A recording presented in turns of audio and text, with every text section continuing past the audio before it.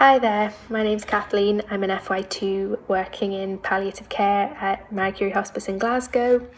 I started my foundation training in Monklands Hospital in Lanarkshire, where I did general medicine posts based mostly in endocrine and care of the elderly, and then a job in general surgery.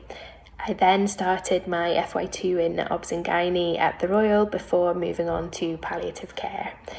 Due to COVID-19, our rotations got cancelled, so I've actually been in the hospice for the past 8 months. Working in palliative care has a lot of similarities to other FY1 and 2 posts. Your role is mostly ward-based. You go on the consultant ward round, and it's your responsibility to carry out a lot of the jobs generated from this. So your day-to-day jobs can include doing bloods, organising discharges, arranging scans. You're also the first port of call if any patients need reviewed or become more unwell. But there are also quite a lot of differences to working in hospital-based jobs. I think one of them is you get to know your patients very well, both in a medical sense, in that you understand their diagnosis and their clinical management plans, but also on an emotional level. You get to know a lot about their lives, what's important to them, things like that. And you work really closely alongside the MDT, so physios, occupational therapists, social work, but bereavement support, counselling, things like that as well. I think one of the biggest parts of our job is communication, and that's both with patients themselves, trying to explore what's important to them, what their thoughts, what they're worried about, but also communication with families.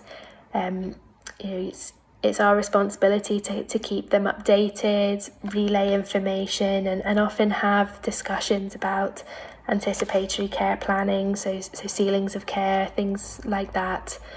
And I think that's probably one of the biggest challenges of working in the hospice during the coronavirus outbreak. We're used to relatives being around a lot of the time and being able to keep them updated as you're reviewing patients, but for a period of time we weren't allowing any visitors into the hospice, which has been a huge shift in our job.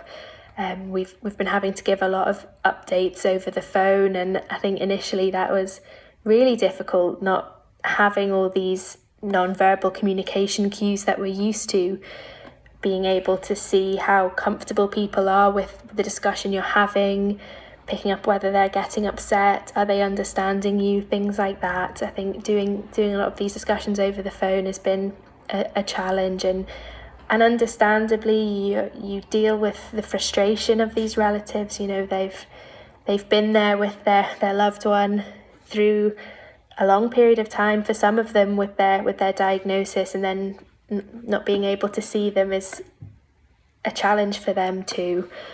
So I think that's probably been the hardest part. There are some visitors allowed in just now, so we are getting some of that face-to-face communication back, but it's definitely been a challenge. I think a lot of people perceive the hospice as being full of patients at the end of their life, but this isn't always the case.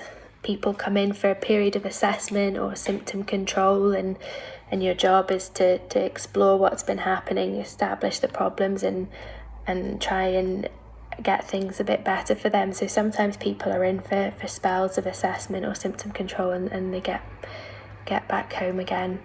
I think as a foundation doctor, the experience of working in palliative care has been invaluable. I think you learn so much about being able to have these difficult discussions, and you just get opportunities that you wouldn't get in a hospital-based setting. I think it's enabled me to feel more confident having discussions about do not resuscitate, ceilings of care, things like that. And at times you do break bad news as well about scan results, things like that.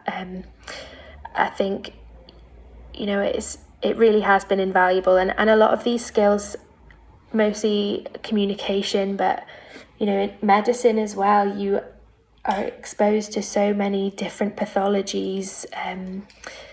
You get more comfortable prescribing the drugs used at end of life. I think they're all important skills, and I think a lot of these skills are transferable to other jobs. And for me, I hope that I'm able to use them in wherever I work next. But I think it's a great job to have as an FY1 and 2, because you are so well supported. There are loads of opportunities to learn from your seniors.